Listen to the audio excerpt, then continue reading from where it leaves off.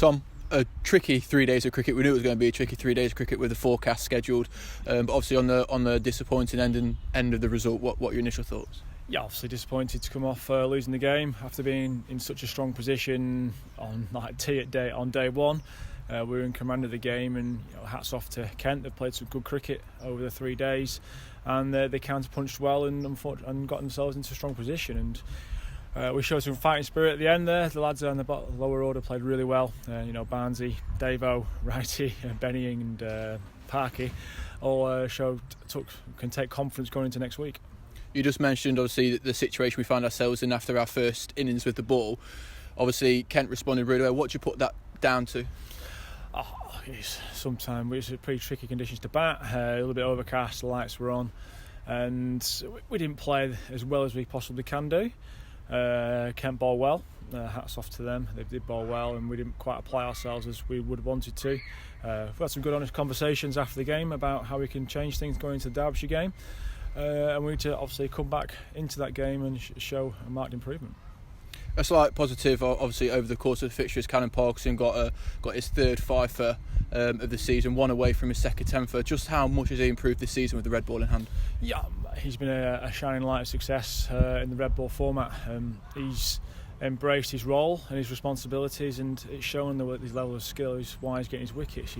His accuracy and consistency he's been working really hard over the winter on working on his red ball game. He's done really well over a few years now. A few years in white ball cricket, he's always wanted to do a bit better in red ball, so he's worked really hard with Jigger, our spin bowling coach, to just little subtle things more around game plans and how he's going to get his wickets, and he's getting his rewards now.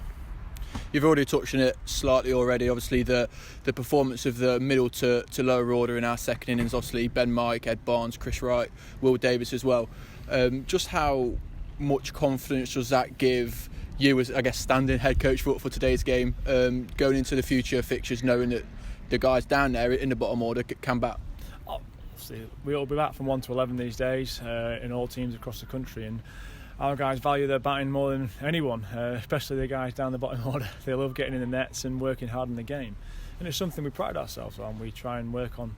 We've averaged 85 plus for our last 4 wickets this year, and I think we had 220 today. So it shows the guys value their batting and they work really hard.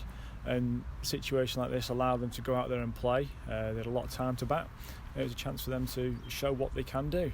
Davo never happy batting at number 11, so it's a good opportunity to put his name forward to get up that order. And all those guys today have shown what they can do with the bat, and they take that confidence moving forward to next week. Having mentioned improvement over the course of the season already through Parky, obviously Ed Barnes with the bat, the 83 away at Somerset, the 70 here today. How much has he improved with the bat? Yeah, obviously with the bat he's done really well. We knew coming in when we signed him he could bat. Just all round as a performer he's improving. The more you play, the better you get. You look at the Kent team, there's a lot of experience in there, and they've played that over years and years, and that showed today in certain situations and throughout the game. And our guys are going through that process now, and they're learning. So our guys haven't played that many games are getting those experiences now, that hopefully in not too distant future allows them to be much more consistent performers.